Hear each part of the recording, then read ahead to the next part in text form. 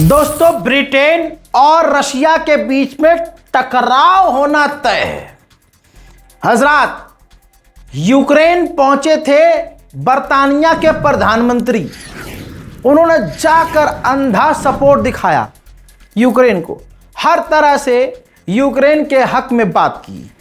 टकराव वाली बात अब इसलिए मैंने कही क्योंकि इन्होंने यूक्रेन में खड़े होकर ब्रिटेन के प्रधानमंत्री ने ऐलान किया कि हमारी टॉप मोस्ट लॉन्ग रेंज की मिसाइल बनाने का लाइसेंस हम यूक्रेन को दे रहे हैं।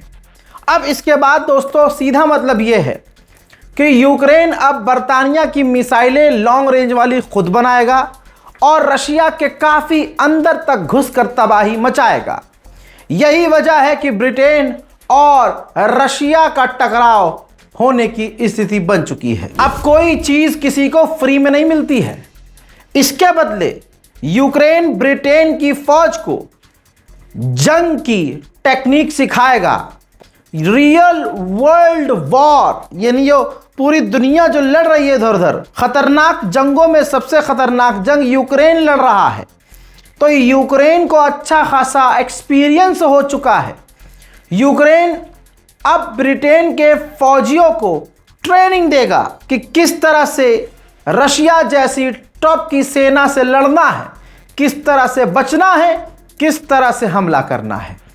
यहाँ तक कि AI की भी ट्रेनिंग यूक्रेन रशिया से लड़ते हुए जो AI से खेला है, AI का इस्तेमाल करके यूक्रेन जो जंग लड़ रहा है वो टेक्निक भी यूक्रेन ब्रिटेन को सिखाएगा। बर्तानिया के प्रधानमंत्री ने ठीक ऐसा किया है जैसे उड़ती हुई मिसाइल जा रही है और कोई पकड़ के अपने पिछवाड़े में घुसा ले।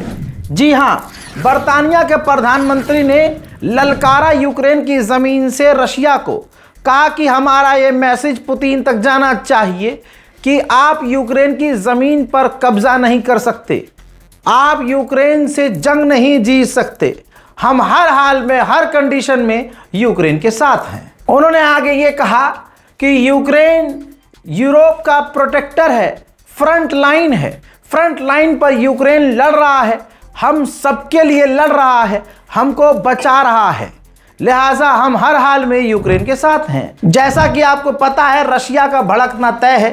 रशिया ने इस पर कहा है कि आखिरकार ब्रिटेन ने इस जंग में हिस्सा ले लिया है और जिस तरह से हथियार का लाइसेंस और हथियार यूक्रेन को देने का ऐलान बर्तानिया ने कर दिया है, ये ठीक ऐसा है जैसे आग में घी डालना। हजरात मोहतरम, भारत के विदेश मंत्री जयशंकर रशिया पहुंचे। हजरात, व्लादिमीर पुतिन से डायरेक्ट मुलाकात की है। व्लादिमीर पुतिन ने आगे बढ़कर जयशंकर से हाथ मिलाया है।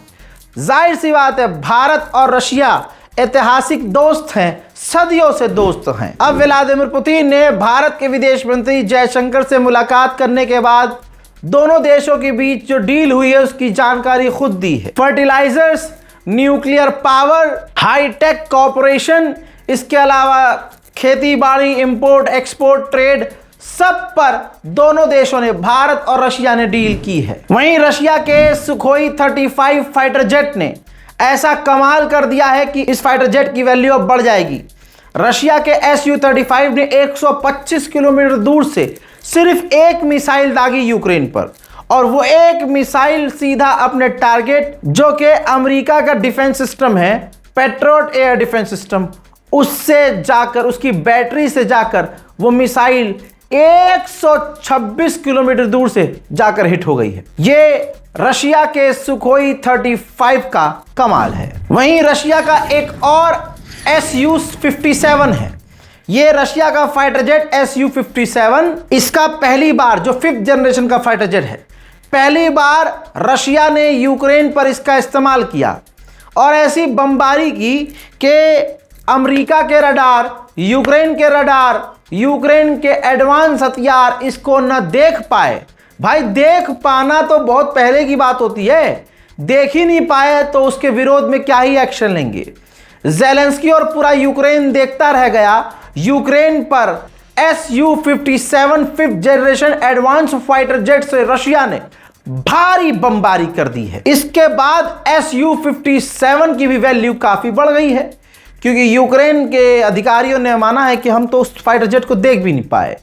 यही Su-57 है जिसे भारत को रशिया खुल्लम खुल्ला ऑफर कर चुका है। धीरे धीरे यूक्रेन के जो मददगार थे अब वो पस्त पड़ रहे हैं। ज़ेलेंस्की ने साउथ कोरिया से इंटरसेप्टर मांगे थे।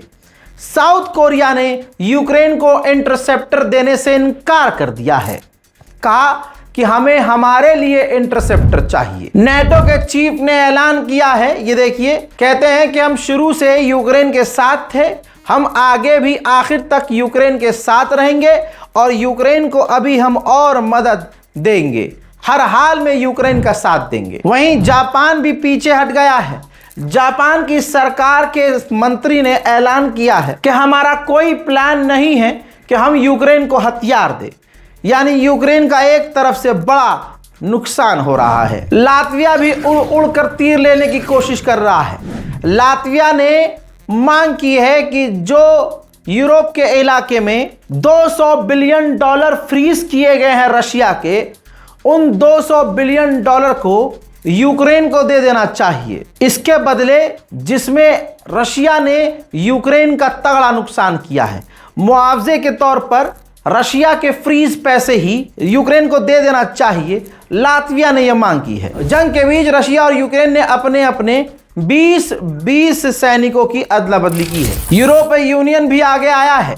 $6.1 बिलियन यूक्रेन को मदद देगा, जिससे यूक्रेन दुनिया भर से हथियार रूस के खिलाफ खरीदेगा। यूक्रेन के ओडेसा के इलाके में रशिया ने खतरनाक बमबारी की है।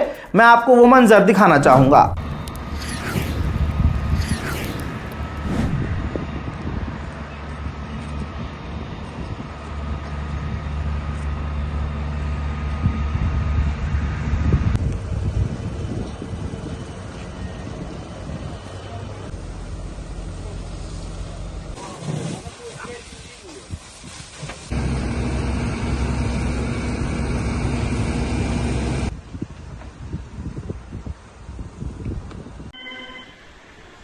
Uwaga, szanowni, będziemy kierować.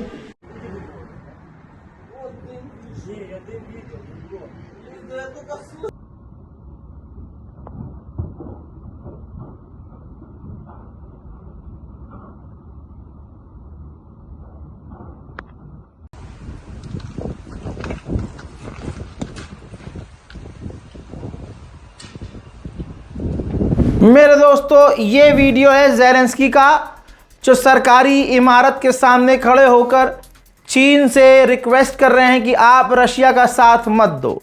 आगे ज़ेलेंस्की ने यह भी कहा है कि हम जंगबंदी को बातचीत करने को तैयार हैं, लेकिन हम अपनी ज़मीन का सौदा नहीं करेंगे। कल यूक्रेन ने अपना 35वां आज़ादी यौम आज़ादी मनाया। उसके अंदर अपने एडवांस हथियार दिखा दिए।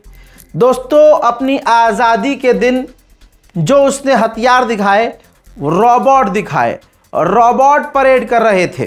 जी हाँ, जितने भी उसके रोबोटिक्स हथियार हैं उसकी उसने परेड दिखाई है।